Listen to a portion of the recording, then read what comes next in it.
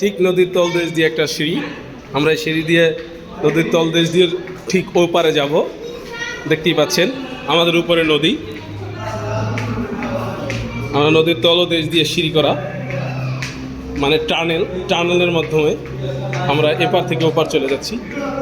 আমাদের ঠিক উপরে নদী আছে, সি বোট চলতেছে, নৌকার বোট চলতেছে। এই আমরা ঠিক পার হয়ে গেছি এখন, দেখতেই পারছেন। আর আমাদের এক কণ্ঠশিল্পী সে হাঁটতেছে। আলহামদুলিল্লাহ, আপনি কেমন আছেন? আমরা বেঙ্গল ফেব্রিকেশন ডায়মন্ডের মাঠ থেকে আসছি। আপনি? জি, আমরা ফ্রি ভিসায় আসছি। আপনি? আপনাকে যদি আমি ফ্রি ভিসায় দেখি তাহলে কিন্তু আপনাকে খবর আছে, আমি বলে দিলাম। তাহলে একটা গান গিয়ে শুরুতে হবে, খবর বলতে সেই গান, আর কিছু না। এখন তো সব জায়গায় সব চলে না।